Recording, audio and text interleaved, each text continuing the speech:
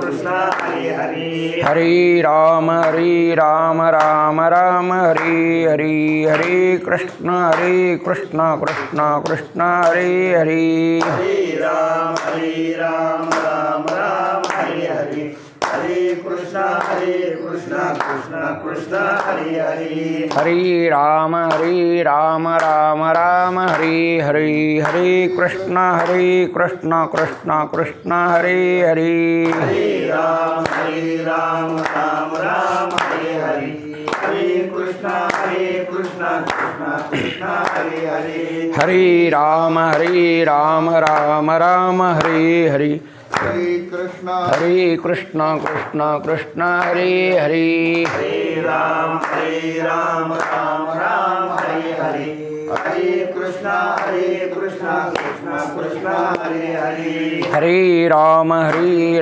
राम हरे हरे हरे कृष्ण कृष्ण कृष्ण हरे हरे हरे राम राम हरे हरे हरे कृष्ण कृष्ण कृष्ण हरे हरे हरे राम राम हरे हरे हरे कृष्ण कृष्ण कृष्ण हरे हरे राम राम हरे हरे हरे कृष्ण कृष्ण कृष्ण हरे हरे हरे राम राम हरे हरे हरे कृष्ण कृष्ण कृष्ण हरे हरे राम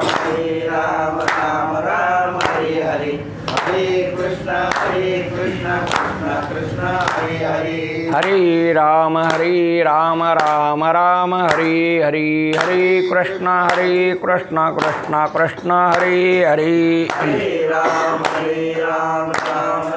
हरे हरे हरे कृष्ण कृष्ण कृष्ण हरे हरे हरे राम राम हरे हरे हरे कृष्ण कृष्ण कृष्ण हरे हरे राम हरे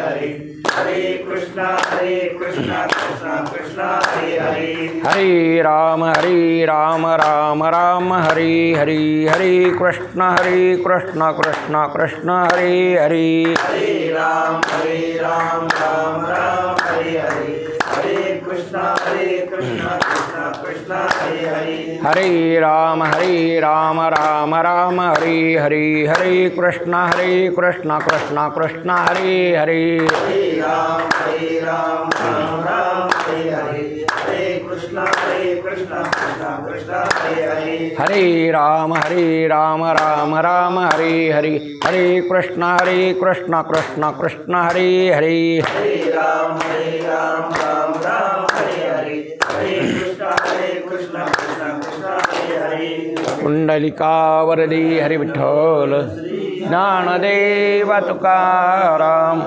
विनायकं गुरुर्नौमि साकरे नाम विस्मृतं येषां चरणसान्निध्यात् जीवा मुक्ता भवन्ति साखरे वंशविख्यातं ज्ञानदानपरायणं विनायकं गुरुर्वन्दे भवबन्धेन मुक्तये ज्ञानव्रतापविलशतवचनामृतं च अद्वैत भवपटताहितबुद्धिरस्य ज्ञानेश्वरस्य भगवान् अवतीर्ण एव श्रीरंगनाथ गुरुराज नमोस्तुतं जो आनंद सत्यप्रकाश इबो आणि आधार नाम रूपास बुद्धी न जाने अने जाने ही त्यास तो अपार शुद्ध परमात्मा मीची असे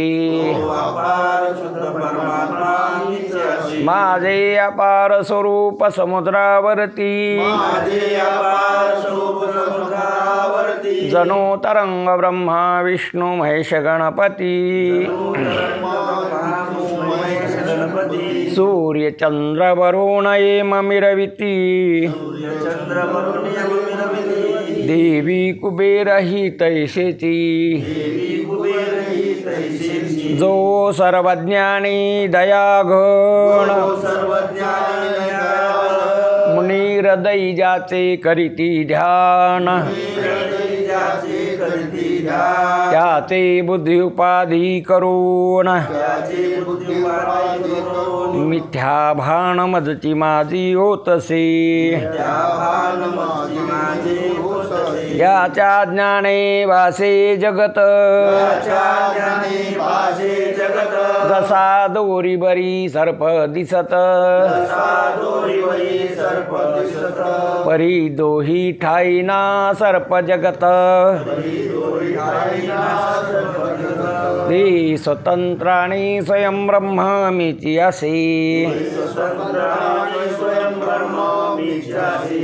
पुण्य पुरुषी सदैव निष्काम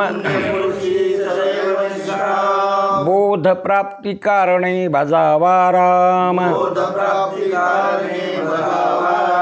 तो मीची आहे आत्मा आप्त काम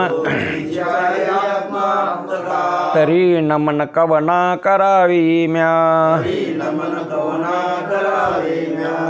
पूर्व पक्षी आपला पक्ष मांडायला तो म्हणतो बंध खरा आहे. बंध खरा असल्यामुळं कर्म करूनच बंध निवृत्ती करावं लागणार आहे.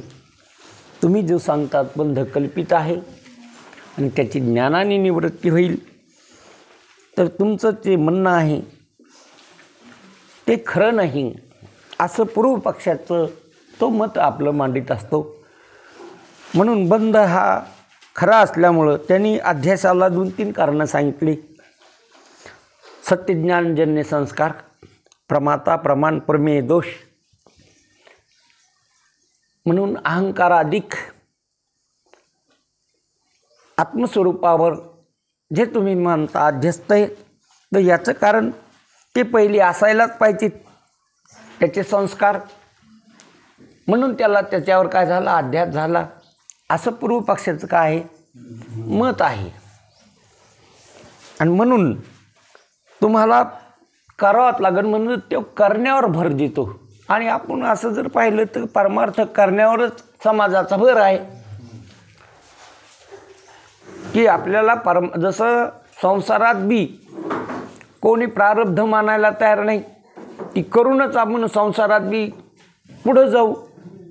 पुढे चला रे पुढे चला करूनच संसार बी करण्याचाच भर आहे. वाया अवभरी होऊ नका. आणि परमार्थात बी काय कृतिप्रधानच समजीला परमार्थ बी केल्यानेच होते रे केलेच पाहिजे असं बी परमार्थात बी तीच काय चाल आहे. जे संसारात करतो आपण तेच परमार्थात बी करतो. म्हणून संसार कर्मप्रधान नाही प्रारब्ध प्रमाण आहे. संसारात काय लागतं हां भाग्याच्यानी मिशे भाग्याच्यानी भडसे उद्यमाचे निमिषे. उद्यम म्हणजे धंदा उगं निमित्त असतं त्यांनी असं केलं म्हणून जमलं त्याचं. आता तसं तर बरेच जण करतात मग बरेच जणांचं काऊन नाही जमलं. तसं तर त्याच्यासारखे अनेक माणसं करतात पण त्याचं काऊन नाही जमलं. अरे त्याला भाग्याची जोड लागली. भाग्याच्यानी मिशे भाग्याच्यानी भडसे उद्यमाच्याने मिशे. संपत्ती जात अपेक्षे घरी गे गेलेली संपत्ती त्याला परत येत असते. आणि काहीचं भाग्य झाली या हरा असू भाग्य जर त्याचं पालथं झालं तर संपत्तीचा वैर असू असलेली संपत्तीची काय होते निवृत्त होते. असं आपण बऱ्याच जगात आपल्या लक्षात आलेलं आहे. एकीकडं बुरुज एकीकडं खड्डा एकीकडं पावा भडकलेलं असतं एकीकडं पावतं आपल्या डोळ्यात देखत देखत हल्या बैलाचं आऊत हाणता हाणता आमदार झाले सभापती झाले मंत्री झाले आणि पाहता पाहताच काहीच नाही राहिलं शाळेतली खिचडी खावा लागली शेवटी. असं आपण डोळ्याने काय केलं राजाचे गज झालेले पाहिले गजाचे राजे झालेले पाहिले. आपल्या डोळ्यात देखत आपण पाहिले. मग हे कशाने हे केवळ प्रारब्धेची जोडे धन प्रारब्धेची वाडे मान प्रारब्धेची बरे पोट तुका करीना बोभाट तन मन धन हे तो प्रारब्धाधीन. म्हणून संसार हा प्रारब्धाधीन आहे आणि परमार्थ हा प्रयत्नाधीन आहे. करा रे बापानो साधन. मग साधन जे काय सांगितले ते शास्त्राने सांगितलेले आहेत. आपल्या मनाने करू नये. मनोमार्गे गेला तो तेथेच मुकला, हरिपाठी स्थिरावला तोच धन्य. संतांच्या संगती मनोमार्ग गती. संतांच्या संगतीत आपलं मन ठेवून संत जे सांगतील तो परमार्थ. येण्याचे पंथे चालू जाता, न पडे गुंता मार्ग दावून गेले आधी. दयानिधी संत ते शुक याज्ञवल्क दत्त कपिल मुनी. हरी सदानुनी यारे यारे धरू, हरे नाम तारू. भवाचा सागरू भय नाही. मग कोणाच्या संगतीत? संतांच्या संगतीत. संतांनी जे मार्ग दाखविले त्या मार्गाने. संतांनी जे मार्ग दाखविले ते अचूक मार्ग, त्याच्यात काही चूक नाही. ना आपण जे असणारं धरलेत पंथ मार्ग ते समाजाकडं पाहून, समाज जिकडं जास्त तिकडं आपला मार्ग, समाज जिकून जास्त तिकडं आपण आपले पावलं ओढत असतात, आपलं मन तिकडं जात असतं. म्हणून लक्षात घ्या, परमार्थ बी कृतिप्रधान नाही, विचार प्रधान परमार्थ आहे. विचाराने, विचार तुमच्याकडं बुद्धी आहे, खरं खोटं काय आहे, सत्य मिथ्य काय आहे, नित्य अनित्य काय आहे, असा तुमच्याकडं तुम्हाला काय करता येतो. हां, उगच कोणाच्या नादी लागून परमार्थ करू नये. विचार आणि परमार्थात पाऊल टाका. तुमच्याकडं ती विचार करण्याची क्षमता आहे, बुद्धी आहे. म्हणून इथं पूर्वपक्ष सांगत असताना त्याचाच पूर्वार्ध तो पुन्हा सांगायला की कर्माचे दोन प्रकार आहेत, एक विहित कर्म आणि एक निषिद्ध कर्म. कर्म करीत असताना कर्म दोन प्रकारचं शास्त्राने. एक निषिद्ध कर्म, शास्त्राने जे करून करायचं सांगितलं नाही त्याला निषिद्ध म्हणा, निषेध केलेला आहे. बरं जे केलेलं शास्त्राने हे करू नका, हे करू नका असं शास्त्र काय करतं. कर्म करीत असताना बी शास्त्राने तुम्हाला जे सांगितलंय चौकटीत राहायचं माणसाचा करता आहे. कुत्र्याला डुकराला विधी नाही, त्याला शास्त्र नाही, कोणाला तुम्हाला सोडून. बाकीच्याला काय नाही. प्राणी जीव मात्र प्राण्याला शास्त्र नाही, विधी नाही. तुम्हाला काय, तुम्हाला आंघोळ करावंच लागते. हा काय विधी आहे. कुत्र्याने नाही केली तरी चालते, त्याला काय नाही, विधी नाही. तुम्हाला गंध लावाच लागतो, हा काय विधी आहे. कुत्र्याने नाही लावला तरी चालतं. तुम्हाला तोंड धुवाच लागतं उठलं की. लिंबाच्या काडीनं म्हणा, ब्रशनं म्हणा, मंजनं म्हणा, मशीनं नाही घासलं तरी काय नाही, तिला विधी नाही. हे रोजचं आपलं विधीचे नाही हो. हां, तुम्हाला ताट घेऊन जेवायला असं रस्त्याला नाही जेवायचं जमायचं तुम्हाला. कुत्र्यावानी कागदात घेऊन किंवा खाली टाकलेलं लागले खायला. होय, जर तसं खा लागल्यावर अरे कुत्र आहेस का काय रे तू, समाज काय म्हणीन तुम्हाला.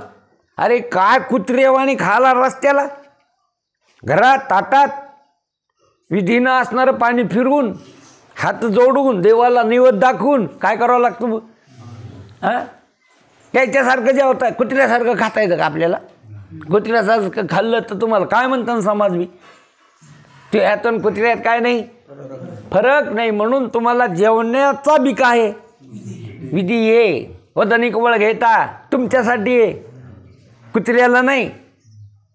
वदनी कवळ घेता नाम घ्या सहज हवण होते. नाम घेता जीवन करी जीवित अन्न हे पूर्ण उदर भरणं नव्हे.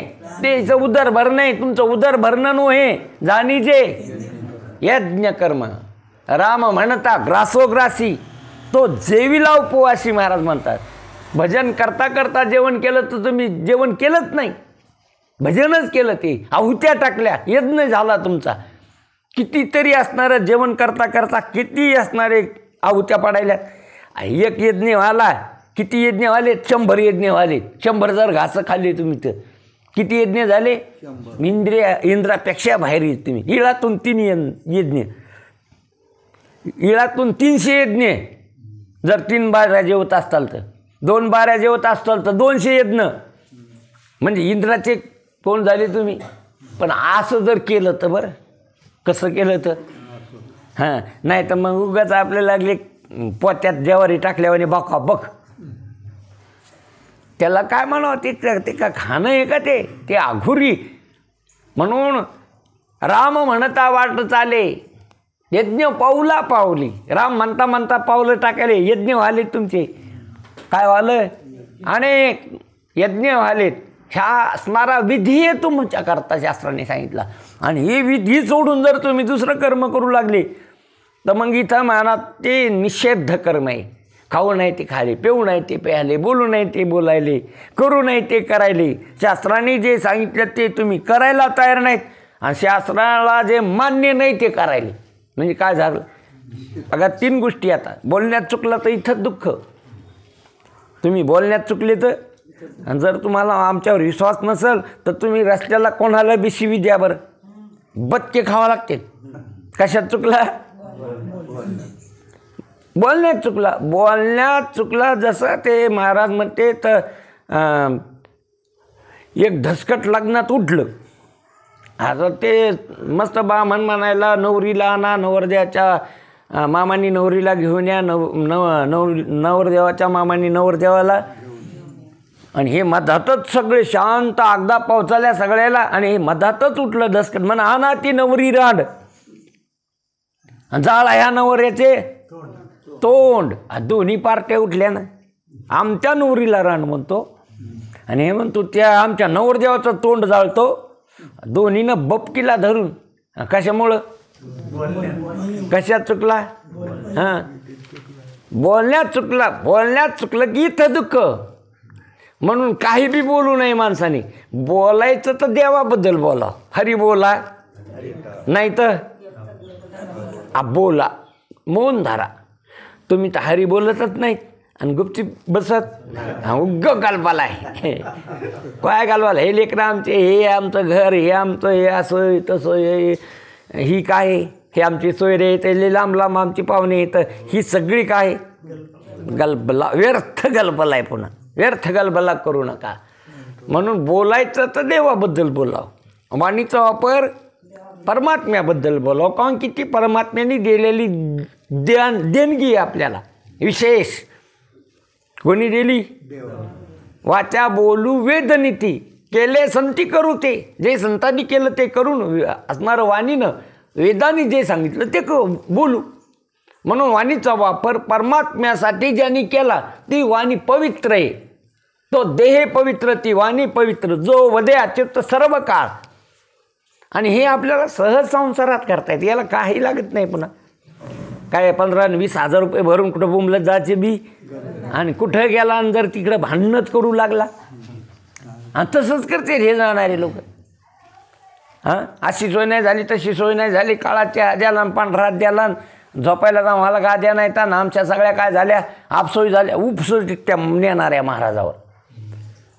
म्हणून इथं लक्षात घ्या, विहित कर्म शास्त्राने जे आपल्याला लावून दिलेलं त्या कर्मात, म्हणजे 4 वर्ण आहेत. ग्रस्त, संन्यासी, वानप्रस्थ आणि ब्रह्मचारी, असे 4 काय तर वर्ण आहेत. त्याच्यात आपण ग्रस्त आश्रम येत. आणि ग्रस्त आश्रमाने शास्त्राने सांगितलेले नियम येतं, काही विधी आहे त्याला.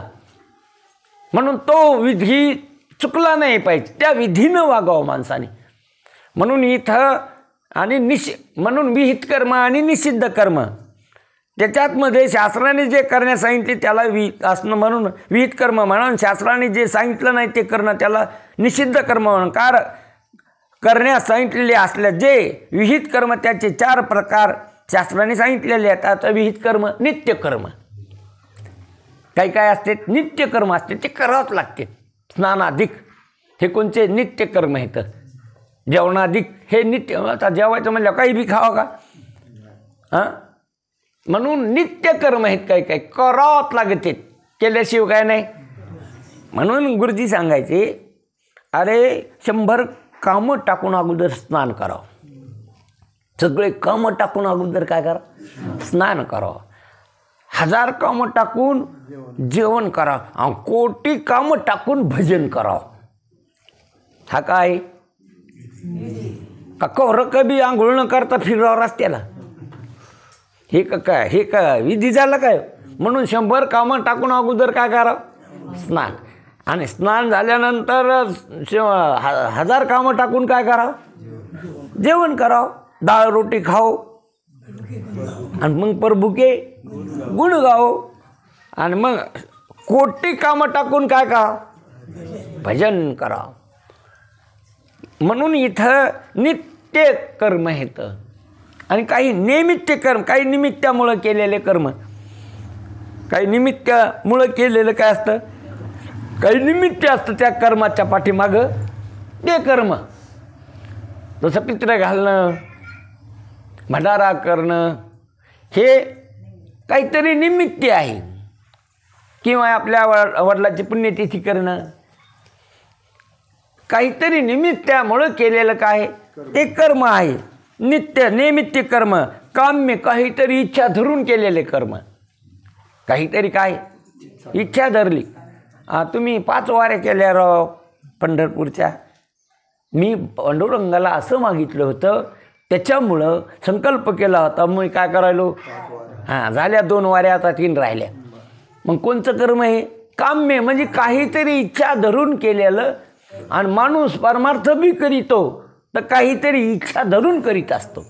मंदिरात रोज दर्शनाला जाता तुम्ही, त्याच्या पाठीमागं काय? इच्छा आहे.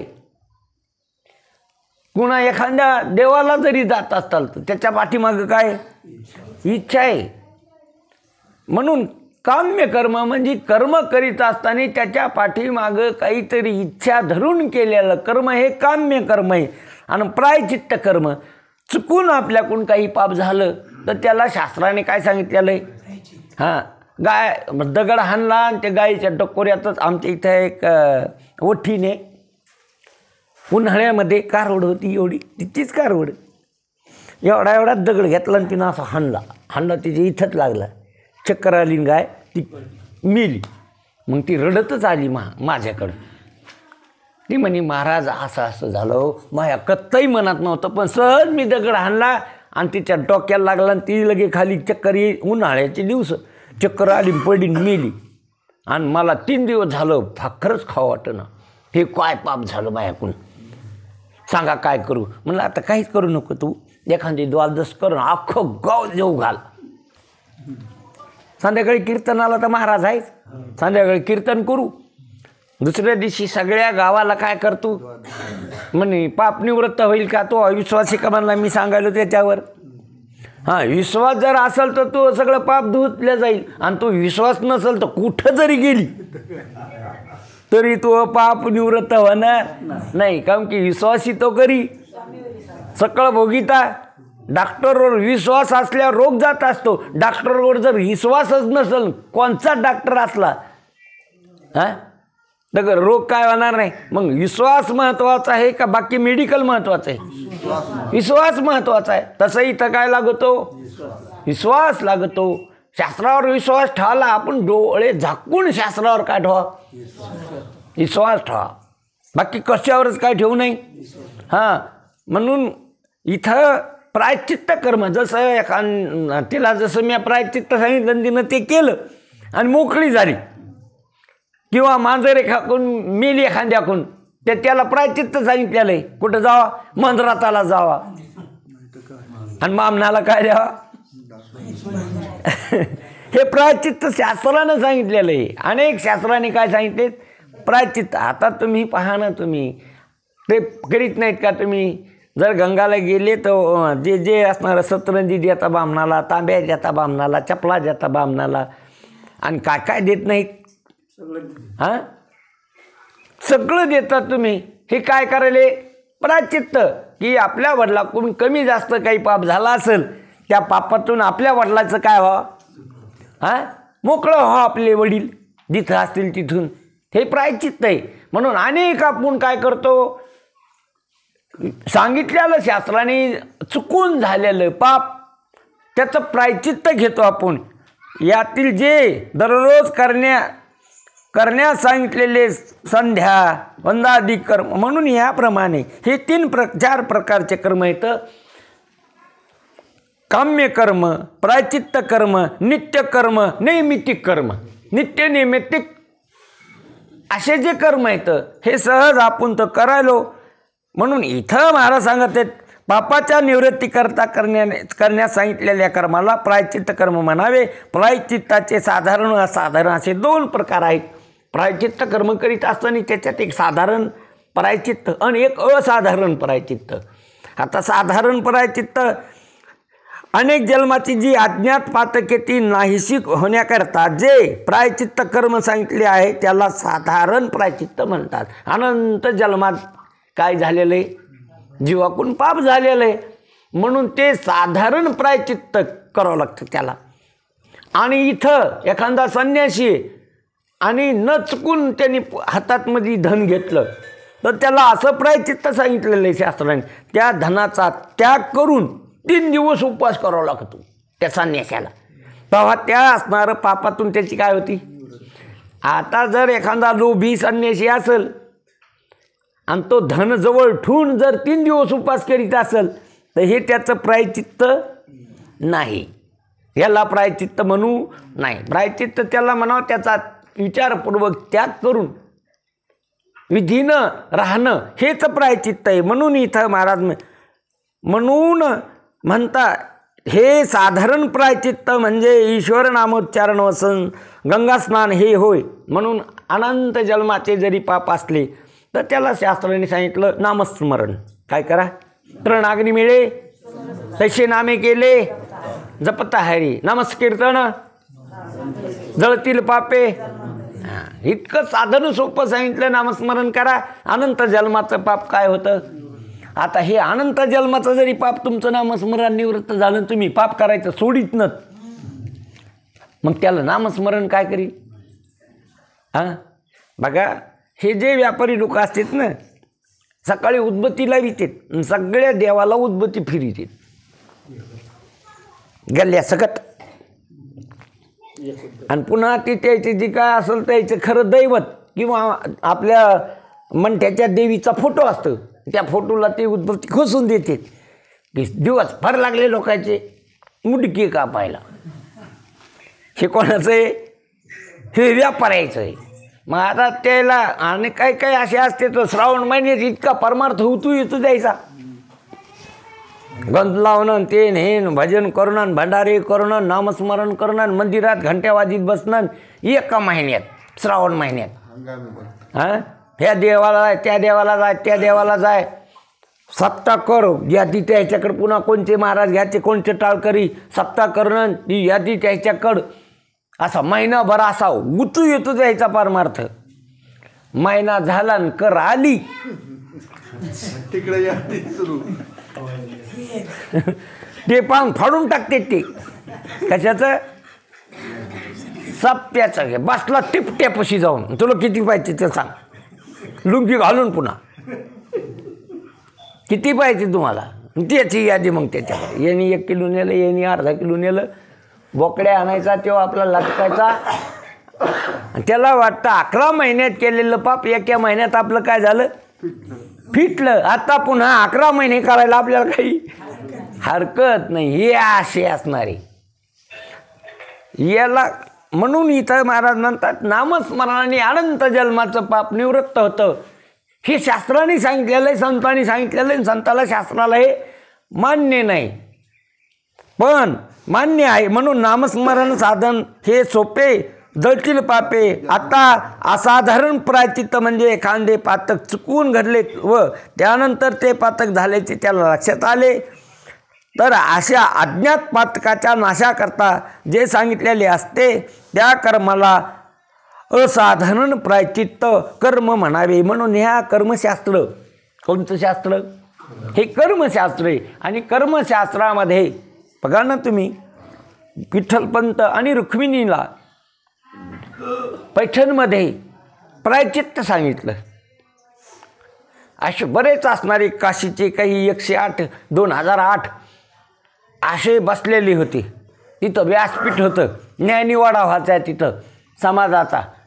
म्हणून हे तिथं काशीला याला पैठणला गेले आणि पैठणला हात जोडून उभे राहिले विठ्ठलपंत की माझ्या पोरायला तुम्ही समाजात घ्या. निवृत्तीनाथ, सोपान काका, मुक्ताबाई, ज्ञानेश्वर महाराज यायला काय घ्या, कारण की समाजाने त्याला वाळीच्या बाहेर टाकलं होतं. कोणाला?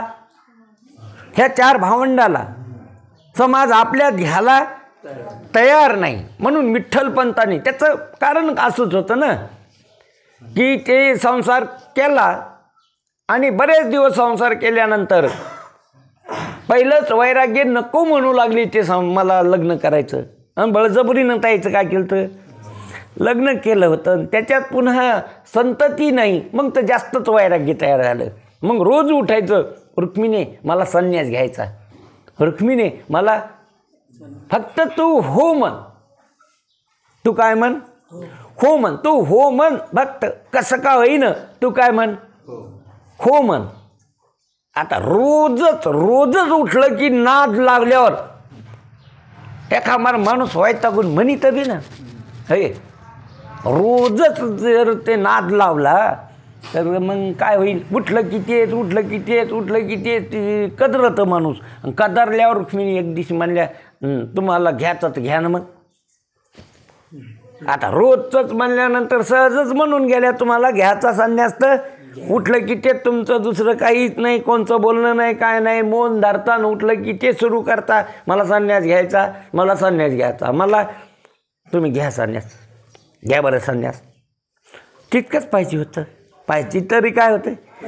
तितकंच म्हणलं की जे उठले की काशीलाच गेले. काशीला गेल्यानंतर तिथं विचारलं, तू लग्न झालं का? म्हणजे नाही. काहून की? हो म्हणा, तू संन्यास देणार नाही. ते काय बोलले? ते खोटं बोलले. नाही झालं म्हणे लग्न. त्यांनी द्याला मग संन्यास. असणारी तिथं हरिचैतन्य असं नाव ठेवण्यात आलं. नाव बी बदललं. काय नाव आहे म्हणले? हरिचैतन्य. विठ्ठल नाव चोरून ठेवलं आणि माझं नाव काय? हरिचैतन्य. आणि मग तिथं बरेच दिवस राहिले. हुशार, आवडते झाले सगळ्याचे. त्या गुरुचे बी काय झाले? आवडते. शास्त्र श्रवणाचा अगोदरच नाद, शास्त्र बरंच पाठांतर, सगळेचं लक्ष त्याच्यावर लागलं. आणि इतकं तिथं त्याचा प्रभाव वाढला. हरिचैतन्य महाराजाच्या तोंडातून हरिचैतन्य, सगळे शिष्यमंडळीच्या नावात हरिचैतन्य. असे बराच काळ गेल्यानंतर महाराज फिरत आळंदीलाच आले. त्याचे गुरु संन्यास देणारे, संन्यास दीक्षा देणारे फिरत कुठं आले? आळंदीला आले. एका वडाखाली बसले आणि मी रुक्मिणीबाई पाया पडायला गेले.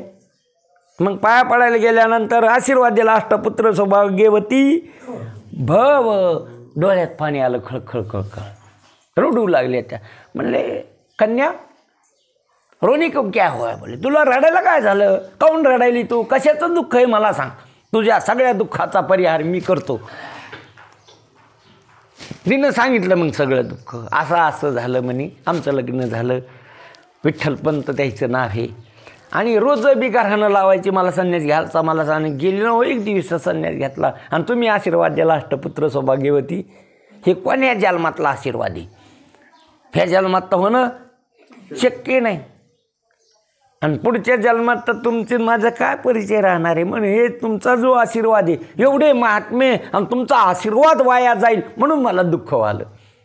म्हणजे तुझा जो असणारा विठ्ठलपंत आहे पती, मला खून सांग कसा आहे, त्याचा स्वभाव कसा आहे. आता माही बायकोला आपल्या पतीचं सगळंच माहीत असतं ना, त्याचा स्वभाव कसा. कोणाला जरी नसलं माहीत तर सगळं रेकॉर्ड कोणाकडं असतं.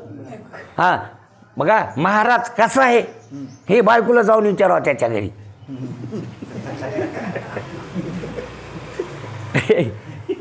महाराज इकडं लय बोलत असतो, पण महाराज कसा आहे गुपचूप एकांतात महाराजनीला बोलाव आणि विचारावं, हे महाराज कसे आहेत. मग ती सगळं सांगती. कोण?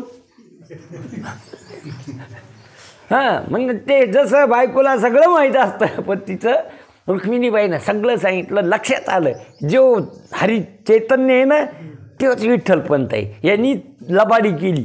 संन्यास घेण्यासाठी आपल्याला काय बोलला, ती अधुरी यात्रा ठेवली, मागं फिरले पुन्हा आणि काशीला गेले आणि बोलून घेतला हरी चैतन्य. हां काय करू देऊ, हां माया संग लबाड बोलला तो, खोटा बोलला तो. मी आळंदीला जाऊन आलो म्हणलं की कसं तोंड चालले. तोंडच सुटलं. कुठून जाऊन आलो? आळंदीचं नाव काढून घेतलं की तोंड म्हणले आळंदीला जाऊन आलो.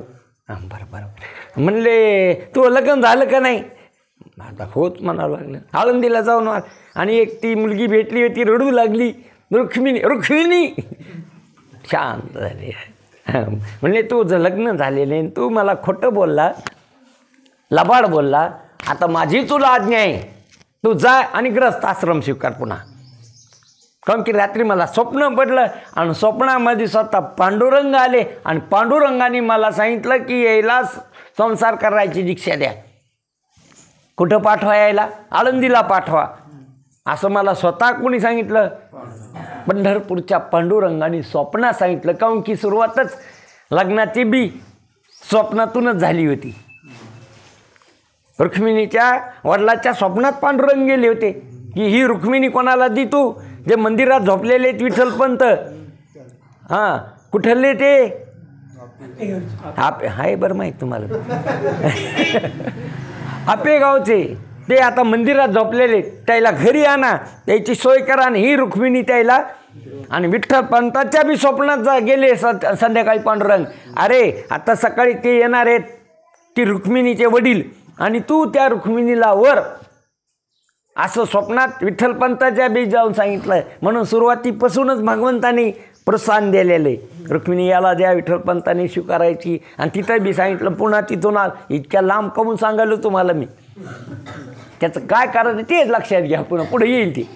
आणि मग आल्यानंतर संसार करू लागले. निवृत्तीनाथ झाले. सुरुवातीला कोण झाले?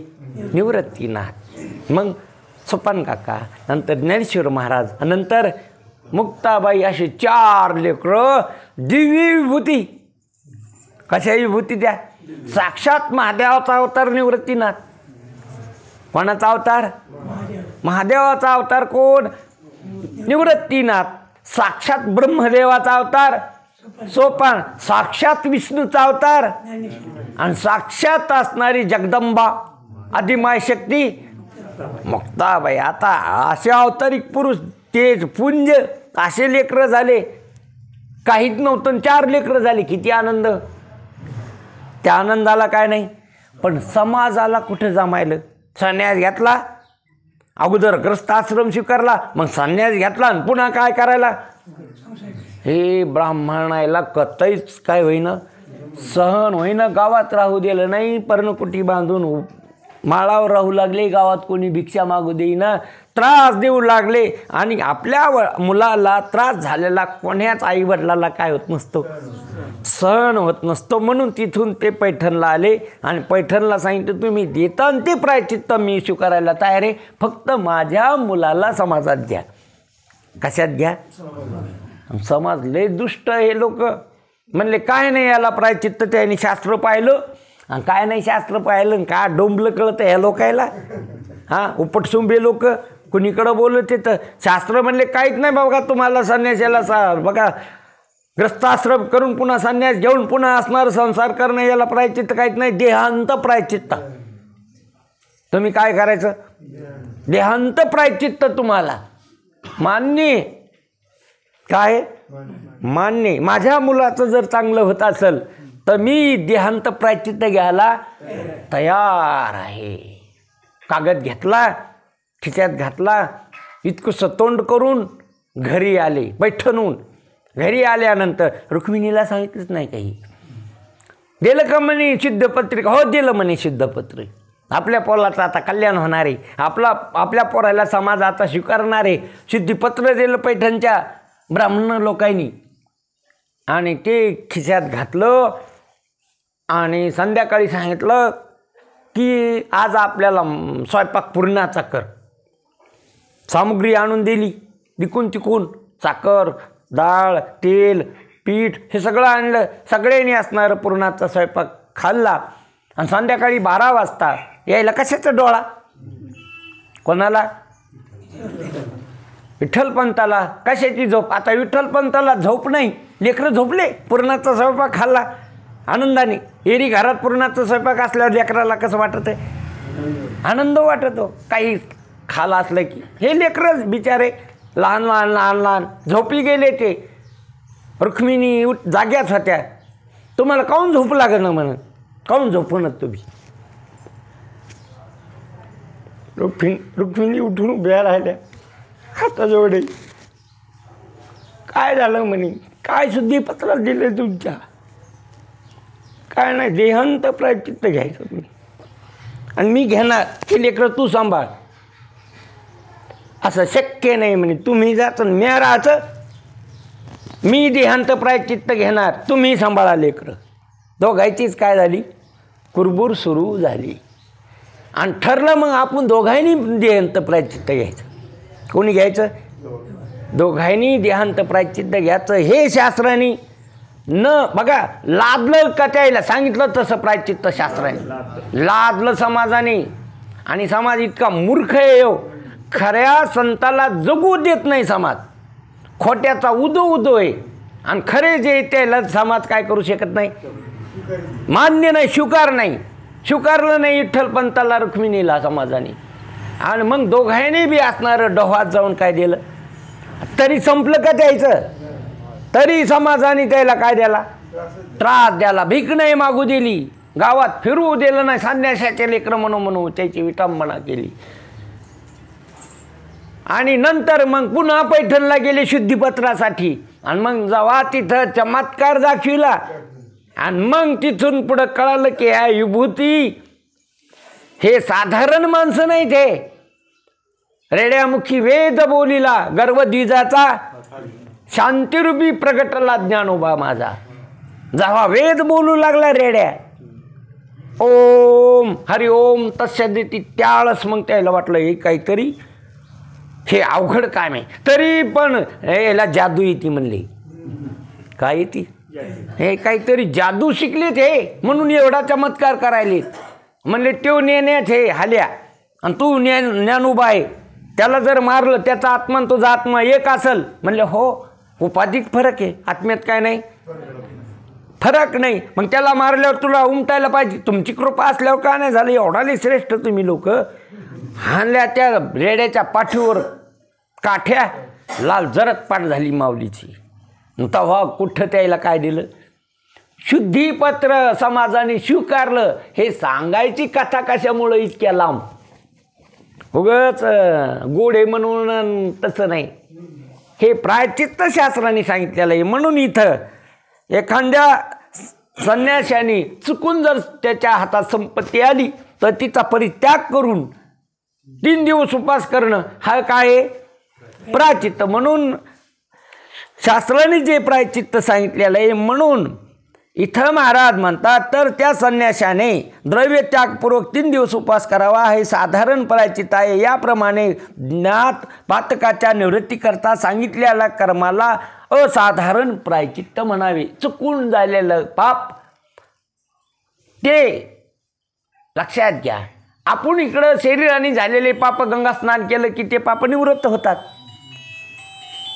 हे वाचे म्हणता गंगा गंगा, म्हणून आपण गंगा स्नानाला काऊन महत्त्व देतो. आपल्या प्राकृतिकून आपल्या शरीराकडून चुकून झालेले पाप गंगे स्नान केलं की निवृत्त होतात. आणि मनाने झालेले पाप संतांच्या संगतीत निवृत्त होतात. ध्यानात घ्या. तुमच्या आता नुसतं शरीरात पाप करतं का, मन बी पाप करतं. मनात बी, आणि मनच शरीराला पाप करायला लावित असतं. कोण, आधी मन संकल्प करीत आणि मग शरीर क्रिया करीत असतं. आणि म्हणून मनातले जे पाप आहे संतांच्या संगतीत ते काय होते, अनंत वाल्या कोळ्यांनी पाप केले. पण नारदाच्या संगतीत सगळ्या पापाचं काय झालं, निवृत्ती. जसं लागणीमध्ये कोणते लाकडं टाकले तरी ते जळून जातात, तसं संतांच्या संगतीत कोणते जरी मनातले पाप असले तरी ते काय होतात, निवृत्त होतात संत संगतीत. आणि संतांच्या संगतीत केलेले पुन्हा पाप मग त्याला तीर्थच नाही कुठं, त्याला प्रायश्चित्तच नाही कुठं. संतांच्या संगतीत तुम्ही केलेले पाप निवृत्त होतात. पण संतांच्या संगतीत राहून जर पाप करतात तर मग मनसंकल्पाचे पापे न जाय संताची या जपे, संताच्या जपानी पण ते काय नाही होत. आता इथले पाप केली तर गंगात निवृत्त होतील, गंगात पाप केलं तर संताच्या संगतीत निवृत्त होईल. आणि आळंदीत जाऊन जर चोऱ्या करू लागले, भांडणं करू लागले, आळंदीत गेले म्हणजे माऊलीच्या संगतीत गेले, आणि तिथं जाऊन जर तुम्ही काय करू लागले, पाप करू लागले, तर मग ते पाप कुठं जातं? त्या पापाला काय नाही, मग प्रायश्चित्त नाही. म्हणून जन्म मरणाला कारण असलेले जे पाप होणे त्याचे 3 प्रकार आहेत. जन्म मरणाला पाप पुण्य कारणे. कशाला? जन्म आणि मरण याला कारण काय? पाप पुण्य करूनी जन्म येतो आणि मनुष्य देहा येऊन हानी केली. म्हणून पाप पुण्य हे जे घडत असतं नरदेहात आलेल्या जीवाकडून, त्या पाप पुण्यामुळं जन्म आणि मृत्यू मिळत असतो. म्हणून पाप पुण्य हे असणारे त्याचे 3 प्रकार आहेत. जन्माचा अभाव म्हणजे मोक्ष, जन्मच नाही त्यालाच काय म्हणावं? अभाव, जन्माचा अभाव. जन्म नाही रे अनिक, तुका म्हणे एका मरण्याची सरे उत्तमची बुरे. म्हणून त्यालाच मोक्ष म्हणावं. की मोक्षाचं काय कारण आहे? मोक्ष कशाला म्हणावं? मोक्ष झाला हा कशाहून कळावं आपल्याला? आपल्याला मोक्ष झाला असं कशाहून कळावं? जसं तृप्ती झाल्यावर आपल्याला कळती की नाही तृप्तीचा अनुभव? हे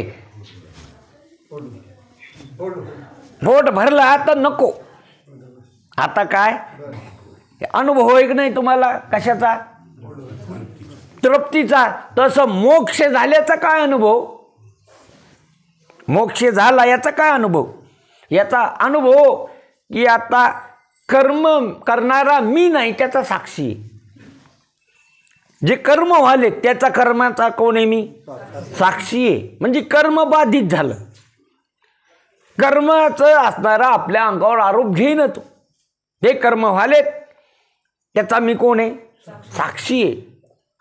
म्हणून कर्म करता नेणे कोण? पाप पुण्य अंगी घेतले जडून.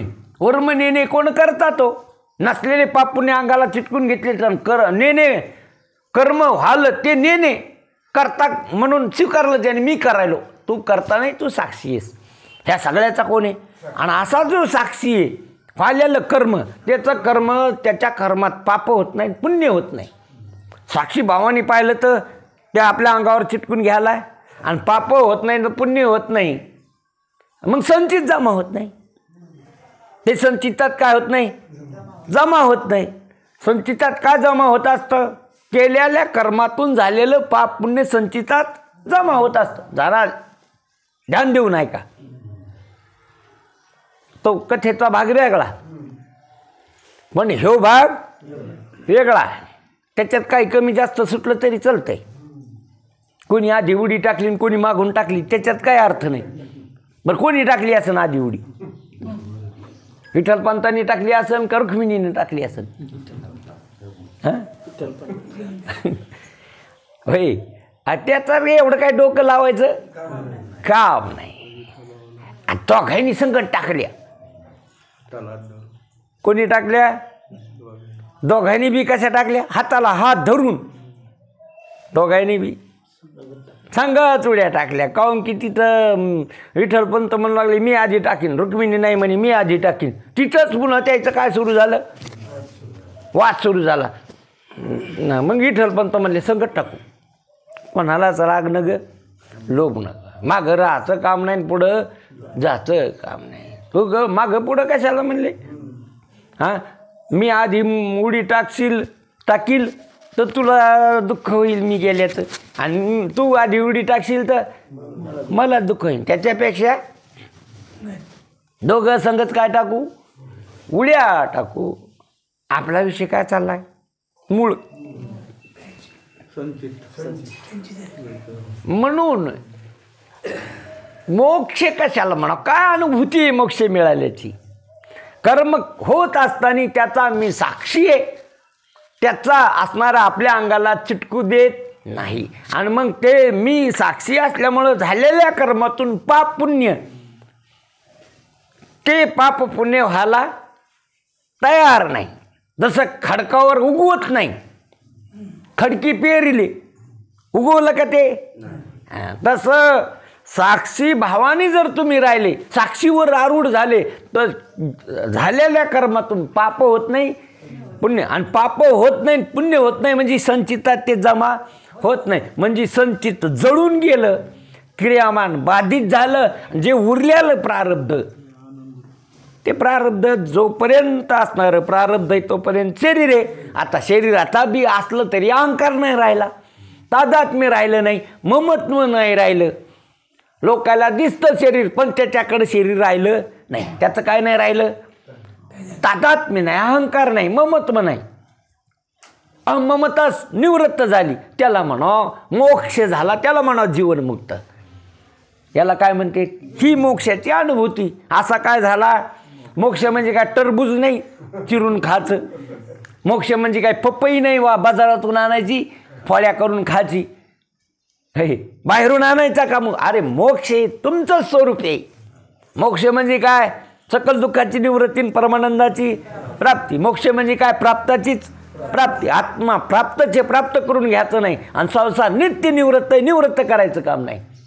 काय संसार तुमच्या ठिकाणी नाहीच म्हणून निवृत्त करायचं, आणि आत्मा हे तुमचं स्वरूप आहे म्हणून प्राप्त करून घ्यायचं काही.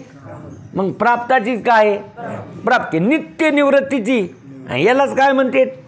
म्हणून इथं महाराज म्हणतात तो मोक्ष तो जर प्राप्त करून घ्यायचा असेल तर पाप पुण्याचा अभाव केला पाहिजे. पाप पुण्याचा अभाव कर्माने कसा होतो ते पूर्व पक्ष सांगत आहेत. म्हणून पाप पुण्याचा असणारा अभाव यालाच मोक्ष ठरविलाय कर्मवाद्याने, कोणी, कर्मशास्त्राने. आणि मग ते पाप पुण्य कशाने होतं, कोणचं कर्म केलं म्हणजे पुण्य होतं, आणि कोणचं कर्म केलं म्हणजे पाप होतं, असं ते कर्मशास्त्र सांगायला. कोणतं शास्त्र, कर्मशास्त्र. कर्मशास्त्र हे कर्मशास्त्रांनी सांगितलं मला 2 धाम करा, 4 धाम करा. कर्मशास्त्र सांगतं काय करा, यज्ञ याग कर्म करा, कर्म शिवा जावा, हे कर्मशास्त्र सांगत असतं. आणि कर्मशास्त्र करणारे पंडित बी असतात काही काही. मग कर्मशास्त्र सांगणारे कोण असतात, हां कर्मशास्त्र बघा अनेक शास्त्र आहे, ज्योतिषी शास्त्र आहे, तुम्ही घर बांधलं त्याचं बी शास्त्र आहे, वास्तुशास्त्र, स्वयंपाकघर असो इकून असावं, दर्जे इकून असावं, असणारी बैठक अशी असावं, असं ते सगळं सांगित असतं. कोण, वास्तुशास्त्र आहे. आणि मग ते येते तर ते सांगत येतं, देवघर इकून असावं, स्वयंपाकघर इकून असा. आणि ते कसं जरी असलं, एक आणला दुसरा आणला की ते चुकाडीतच असतो. पहिला असं सांगतो, दुसरा आणला तर असं सांगतो, तिसरा आणला तर तिसरं सांगतो, चौथा आणला की चौथा. हे बरोबर आहे, पण आता तुमचं जे ह्या खिडक्याच बरोबर नाही. ते म्हणतो हे दरुजावर दरुजा नसोनी, म्हणून तुम्ही हे दरुजा बुजून घ्या आणि दुसरा पाळ, हे तिसरा हे दक्षिणमुखी, हे दरुजा बुजा उत्तरमुखी करा. म्हणजे त्याच्या डोक्याला डोकंच लावू नये. राहायचं घरात तुम्हाला, त्या उपटसुंब्याला काही सांगत येते.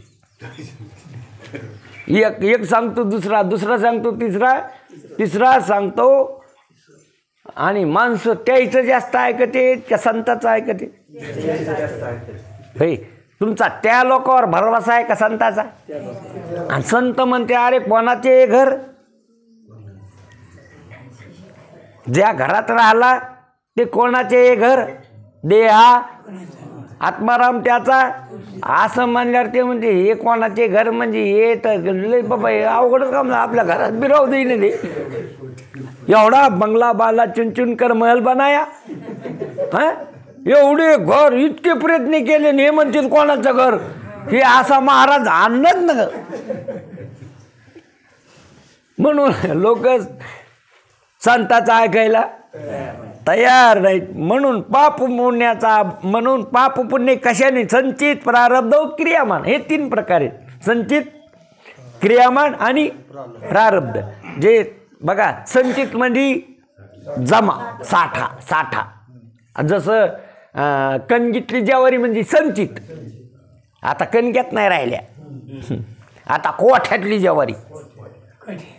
आता काय राहिलं कारण की खायला जास्त लागणं लोकायला, फिरायला जास्त लागायला. खायला नाही लागत. उगा 2 पोळ्याच्या आत 2 टाईमच पुन्हा इतकुल्याच पोळ्या पुन्हा. म्हणून खायला जास्त लागणं. गहू ज्वारी नाही लागत जास्त, फिरायला जास्त लागत. कशाला पाहून तुम्ही गहू ज्वारी. आता पहिल्याने अशा कणक्या भरून राहायच्या, गोदाम्याची गोदामे भरून राहायचे. आता तुम्हाला कोणी गहू ज्वारी मागायला येत नाही. आलं का कोणी गहू द्या म्हणून पाहिली 2 पाहिल्या, आलं का कोणी 4 पाहिल्या ज्वारी द्या, अजिबात नाही. खळे बंद झाले, खळ्यावर पण येईन. हां, खळ्यावर सोयाबीनच्या तुरीचे येते, पण गव्हा ज्वारीच्या खळ्यावर कोणी यायला तयार आहे. आता त्याला माहिती याला भावच नाही. आणि तिकडं फुकट मिळायला पुन्हा 2 रुपये किलो मिळाले तांदूळ गहू. काय राहायचं ते बी खायलाच हे लोक. ते बी डुम आलं की त्याला जेवून टाकते ते. म्हणून इथं जो विषय चालला संचित, क्रियामान आणि प्रारब्ध, हे 3 प्रकार आहेत. काय काय संचित कशापासून तयार होतं? क्रियामानापासून. आणि क्रियामानापासून संचित तयार होतं. संचितातून जे भोगायला येतं ते प्रारब्ध असतं. म्हणून कणगीतली ज्वारी संचित, गाठोटीत आली भोगायला ती प्रारब्ध, आणि वावरात पेरली ते कर्म क्रियामान. पेरलं ते क्रियामान, जमा झालं ते संचित, आणि भोगायला आलं ते प्रारब्ध. मग तुम्ही जे कर्म करतात त्याच्यात पाप पुण्य तयार होतं, आणि ते पाप पुण्य जमा होत असतं. केले कर्म झाले म्हणजे जमा झाले. केले कर्म आणि ते काय झाले, आणि मग जमा झालेले त्याची भोग आले. ते जमा झालेलेच काय आले, भोग आले. आणि मग आयशे किती, आयशे उपजले किती. मग त्या संचितातून तुम्हाला किती देह आहेत त्या संचितात पाळलेले काही सांगता येत नाही. एक देह मिळाला भोगायला, पण अनेक त्या संचितातून पुढं किती देह येतं याचं काय नाही, हिशेब नाही. लय संचित जमा आहे तुमचं, लय फायली पाळलेल्या आहेत. ही फाईल ओपन झाली तुमची त्या फायलीतून. अनेक काय पाळलेल्या आहेत, हां फायली पाळलेल्या आहेत. इतक्या फायली आता कठाळीच अनंत जन्माचे संचित आहे. एका जन्माचा आहे का, अनंत जन्माचं संचित जमा झालेले, आणि त्याच्यातून एक फाईल ओपन झालेली आहे ही नरदेहाची. आणि हे गेल्यानंतर पुढचे कितीक जन्म तुम्हाला फेरा घ्यावा लागले याचं काय नाही, कारण की संचित जमा आहे तुमचं. हे प्रारब्ध भोगायला आलेलं आहे. आणि इथं पुन्हा कर्म चालू आहे. नरदेहातल्याच कर्मात पाप पुण्य तयार होतं, बाकीच्या कर्मात पाप पुण्य तयार होत नाही. इथंच काय होतं, पाप बी तयार होतं, आणि इथंच पुण्य. ह्या क्षेत्रातच बाकीच्या बघा, वाक्याने उंदीर खाल्ला पाप झालं का पुण्य, वाघाने गाय मारली पाप झालं का पुण्य. त्याच्या कर्मात काय होत नाही, पाप होत नाही. आणि तुमच्या कर्मात काय होतं, पाप होतं, आणि तुमच्या कर्मात पुण्य होतं. आणि ते पाप पुण्य काय तयार होतं, जमा होतं संचितात, आणि तेच असणारं काय येतं, भोगायला येतं. म्हणून संचित, क्रियामान आणि प्रारब्ध. बघा, एका बीजा केला नाश मग भोगिले कणीस. एका बीजा, मग त्या एका कणसात किती दाणे आहे, मुठीच्या परिसोटीचे ते वाढे. इतकुस पेरलं बघा, थैलीत नेलं, पोत्यात भरभरू आणलं.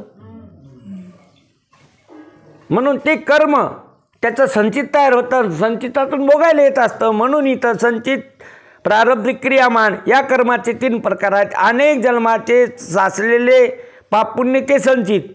त्या संचितातून ज्या कर्माचा भोगायला प्रारंभ झाला ते प्रारब्ध.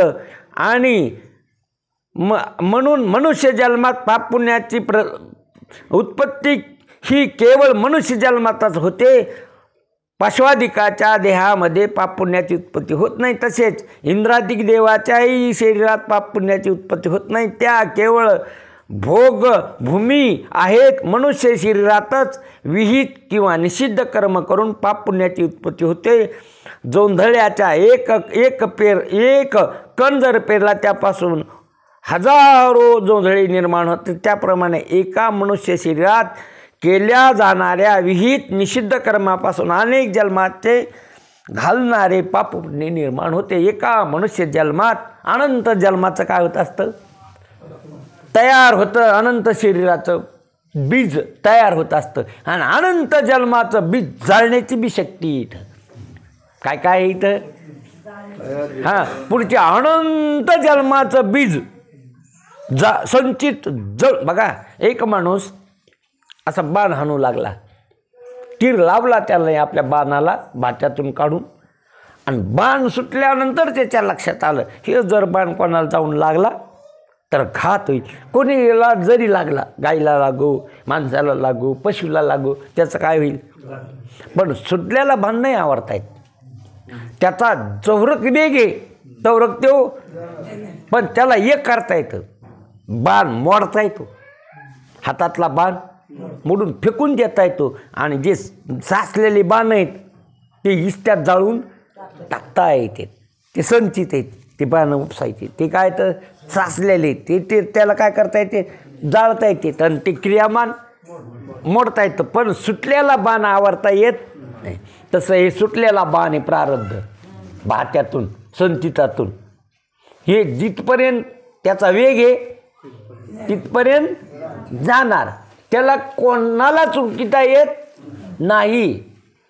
पण क्रियामान काय करता येतं,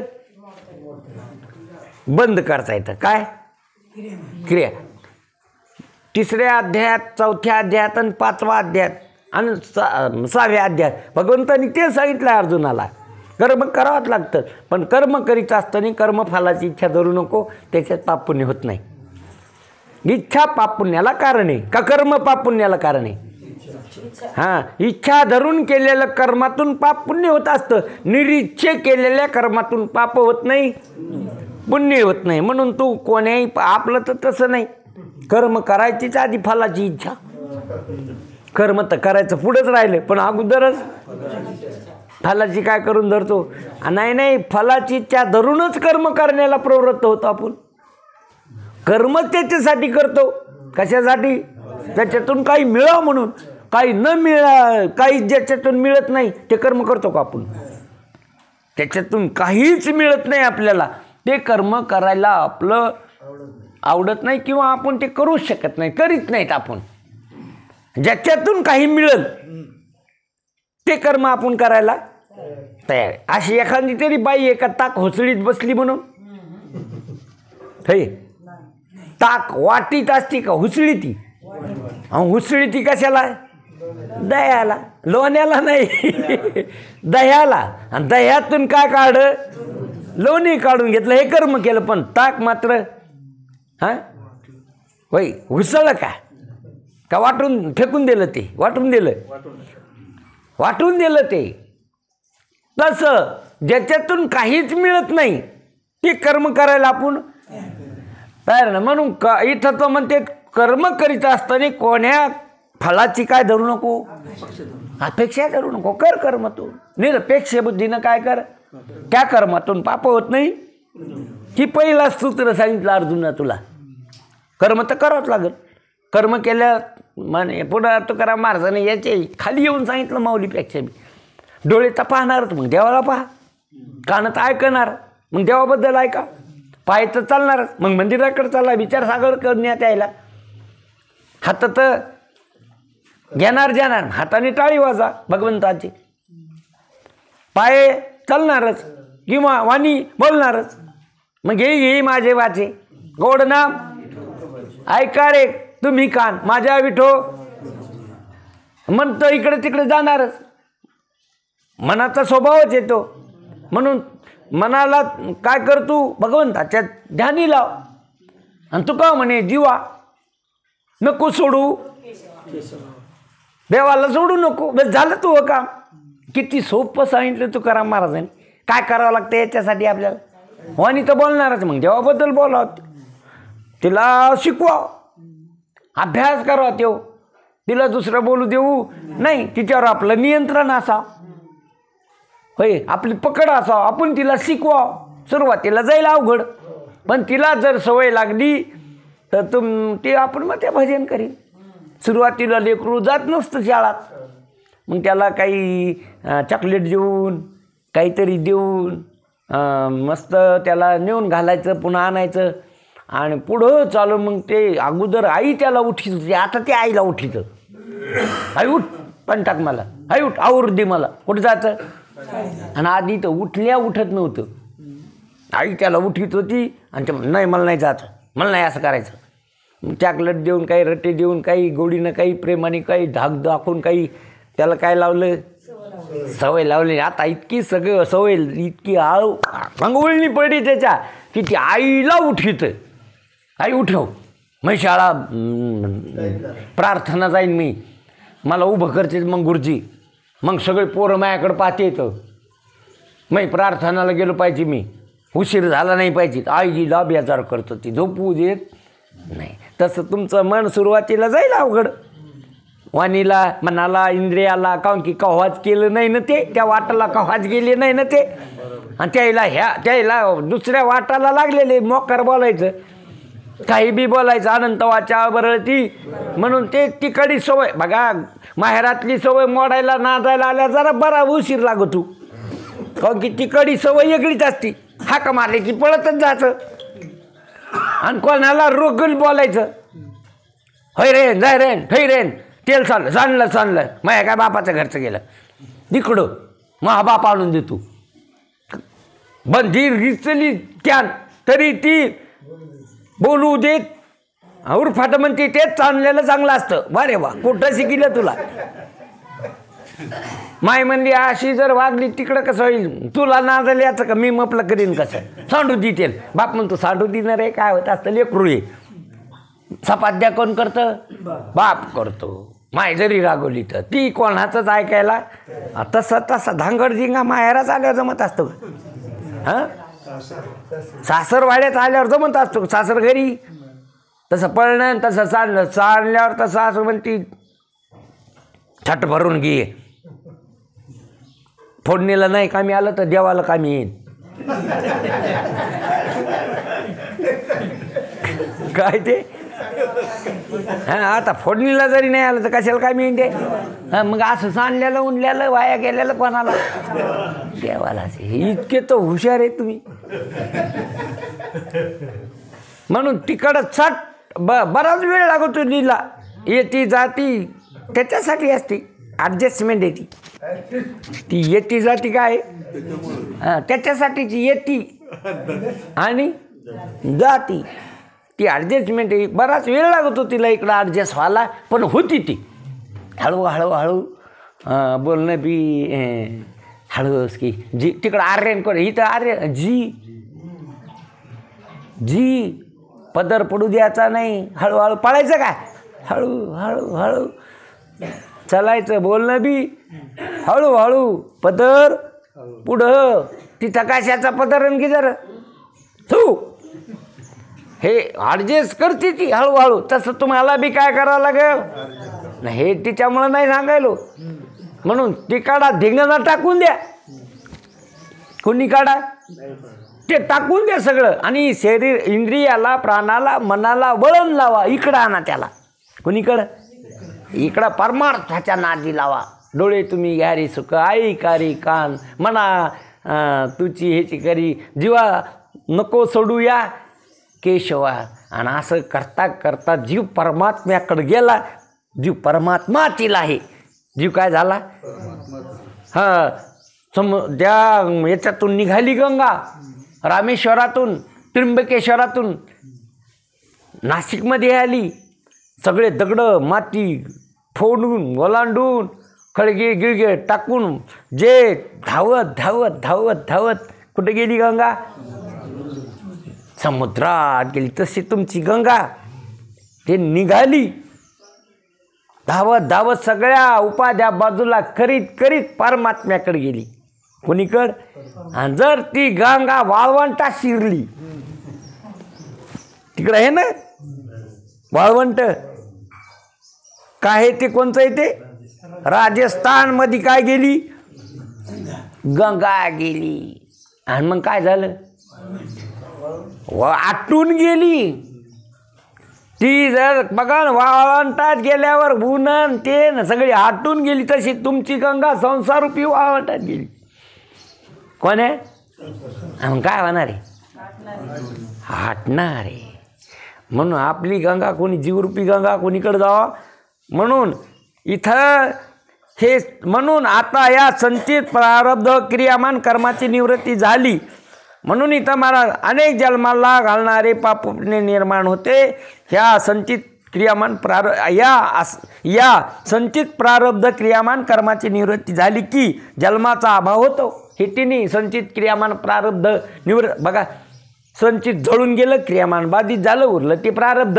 यालाच म्हणावं जीवनमुक्त जीवनमुक्त म्हणजे कोण संचित जळून गेलं ज्ञानाने कशाने हां म्हणून ज्ञान अग्नी भस्मसात करते अर्जुन ज्ञान अग्नी काय करीत असतो सगळं जाळून टाकीत असतो म्हणून ज्ञान अग्नी मी ज्ञानस्वरूप आहे म्हणून माझ्याकडे संचित नाही म्हणून ते संचित जळून गेलं ज्ञानाने क्रियामान बाधित झालं मी त्याचा साक्षी आहे मी करता नाही म्हणून भोगता नाही मी त्याचा साक्षी आहे म्हणून क्रियामान बाधित संचित जळून गेलं उरलं ते प्रारब्ध शरीर आहे त्याचं तादात्म्य नाही अहंकार नाही यालाच जीवनमुक्त म्हणावं यालाच काय म्हणावं जीवनमुक्त म्हणून त्याला पुढचा जन्म नाही संचितातील पापुण्याचा फलाची इच्छा सोडून द्यावी म्हणजे संचितातील पुण्य नाहीसे होते होईल संचितातून जे फल मिळत असतं त्या फलाची इच्छा सोडून द्यायची ते सांगितलं कर्म तिसऱ्या अध्यायामध्ये अर्जुना कर्म करीत असताना कर्मफलाची काय धरू नको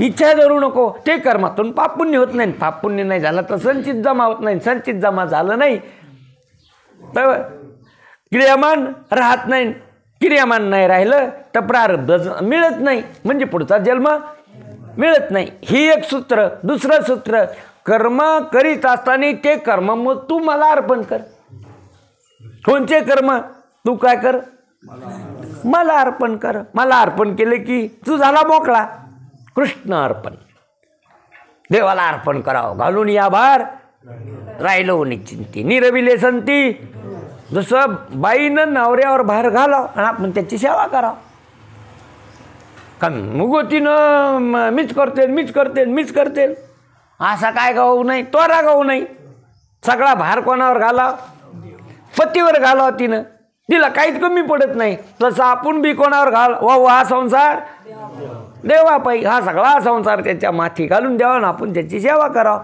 म्हणून हे सगळे कर्म तू मला अर्पण कर हे दुसरं सूत्र तिसरं सूत्र अरे तू करता नाही असं जाणून घे मी करता नाही असं काय करतो जाणून घे त्या सगळ्याचा मी साक्षी आहे असं आणि हे जर नसेल होत तुला तर मग खुशाल नरकाला जाय इथे कोणाचे काय भाग गेले ज्याचे त्यांनी अनहित गेले म्हणून आता या संचित प्रारब्ध क्रियामान कर्माची निवृत्ती की जन्माचा अभाव होतो त्याकरिता कर्माचरण कसे करावे सांगतो संचितातील पुण्याच्या फलाची इच्छा सोडून द्यावी म्हणजे संचितातील पुण्य नाहीसे होईल एखाद्या माणसाने नोकरी केली व त्याचा पगार नको म्हटले की तो पगार देत नाही त्याप्रमाणे संचितातील पुण्याच्या फलाची इच्छा सोडून दिली की ईश्वर त्या पुण्याचे फल त्याला देत नाही अशा रीतीने संचितातील पुण्य नाहीसे झाले म्हणजे ते पाप पुण्य राहत नाही पाप पुण्याची निवृत्ती साधारण पराचित करून करावी म्हणून तुका म्हणे आम्ही झालो अग्निरूप लागून जी पाप पुण्य अंग आमच्या अंगाला म्हणजे शरीराला नाही बरं अंग म्हणजे ब्रह्म तुम्ही अंगाने कोण आहेत मग आमच्या ब्रह्मस्वरूपाच्या ठिकाणी आत्मस्वरूपाच्या ठिकाणी आम्ही काय लागू देत नाहीत हां होऊ देत नाहीत का लागू देत नाहीत हां होऊ देत नाही त्याच्याबद्दल काय नाही ते प्रकृतीचं आहे ते प्रकृतीतून पाप होईल नाही तर पुण्य पण आम्ही आमच्या अंगाला लागू देत नाही तिकडं चिखल होईना किती बी पण आम्ही आमच्या अंगाला चिखल लागू देत नाही हे बघा चिखल होणं न होणं तुमच्या हातात आहे का पण ते चिखल अंगाला लागू देणं किंवा लागू न देणं हे तुमच्या हातात आहे का नाही आता तुम्ही चिखलातून गेल्या लागणारच तुमच्या अंगाला मन अंगाला आम्ही आमच्या स्वरूपाला पाप लागू देत नाहीत, काऊन की पाप बी घातक आहे आणि पुण्य घातक आहे. उगं काट्याने काटा काढा म्हणजे त्या काट्याने पुण्य गेलं, मग ठॉक खिच्यात त्याला. हां, आणि ते काटा तर खिशात ठेवलेला काटा पायात नाही टोचायचं, पण छाती शिरत, मग ऑपरेशन करावं लागेल डॉक्टरकडून. त्याच्यात पुन्हा त्या टाच्यात पाणी होईल, पुन्हा ते टाचे फुगतील, हिवाळ्याचं केलेलं ऑपरेशन, पुन्हा त्या जखमा होत्या. अवघडच काम आहे का नाही? त्या पायातला काटा बारा, छातीतला इतका अवघड आहे. म्हणून पाप नको, पुण्य नको, म्हणून लागू नये दे अंगा पाप पुण्य. म्हणून संचित क्रियामान आणि प्रारब्ध भोकून संपावं लागतं. संचित ज्ञानाने जळून जात असतं आणि क्रियामान बाधित होत असतं. हे तुम्हाला करता येतं, म्हणून त्याला खूप सोपे मार्ग संतांनी सांगितलेले आहेत. म्हणून कर्म करीत असताना ते कर्म भगवंताला अर्पण करा, किंवा त्या कर्माचा अहंकार धरू नका, किंवा त्या कर्मात भगवंताला सगळं अर्पण करा. हे सूत्र येतं. म्हणून त्या कर्म करीत असताना सात्विक कर्म करावं, विधीनं कर्म करावं, देवाबद्दल कर्म करावं, देवाबद्दल वापरावं ती सगळी प्रकृती, मन, शरीर, इंद्रिय. आणि असं करीत असताना ते कर्मातून पाप होत नाहीत, पुण्य होत नाहीत. पाप पुण्य नाही झालं की पुढचा जन्म टळतो, किंवा पुढचा जन्म नाही रे आणि तुका म्हणे. हे शास्त्र सांगत असतं. पुढचा विषय संध्याकाळी पाहू. पुंडलिकावरती